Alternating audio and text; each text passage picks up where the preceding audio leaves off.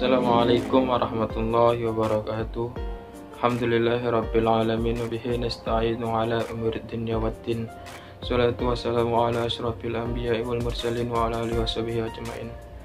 Perkenalkan, nama saya Fikrul Halis, NIM 20 20 10 30 54, jurusan Hukum Pidana Islam 2. Baiklah, di sini saya akan menjelaskan tempus delicti dan locus delicti.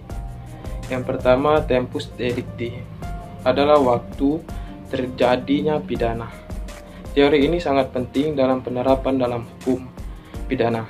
Hal ini berkaitan dengan yang pertama, apakah suatu perbuatan sudah dilarang dan diancam dengan pidana pada saat itu, diatur dalam pasal 1 KUHP.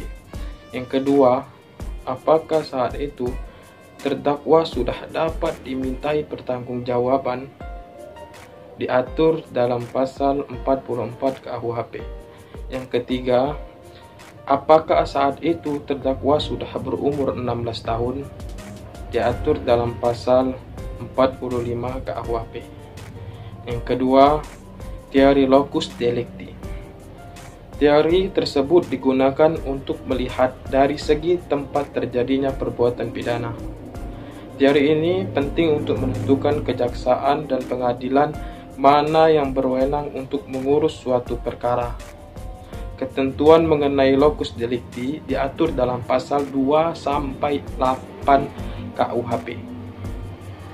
Asas-asas yang dimiliki locus delicti itu yang pertama, asas teritorial.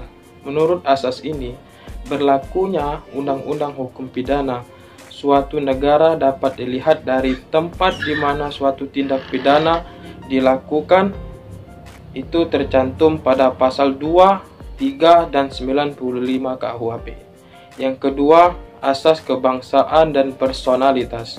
Menurut asas ini, berlakunya undang-undang hukum pidana suatu negara diberlakukan terhadap warga negaranya dimanapun mereka berada, bahkan sampai di luar negeri. Hal ini diatur dalam pasal 5 dan 7 KUHP.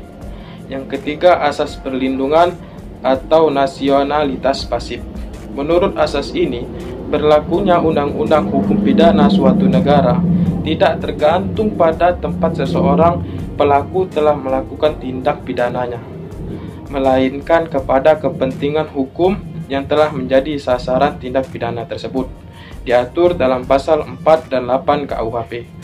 Yang keempat, asas persamaan atau universalitas. Menurut asas ini, setiap negara mempunyai kewajiban untuk menjaga serta memelihara ketertiban dunia.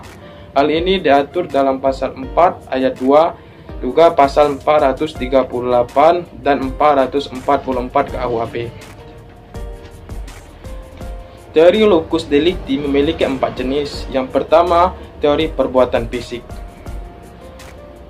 yang menyatakan bahwa waktu terjadinya tindak pidana adalah ketika delik tersebut dilakukan oleh tersangka. Yang kedua, teori bekerja alat yang digunakan, yang menjelaskan mengenai kapan suatu alat yang digunakan untuk melakukan suatu tindak pidana bekerja. Yang ketiga, teori akibat, yang menjelaskan bahwa kapan timbul akibat dari tindak pidana tersebut. Yang keempat, teori waktu jamak,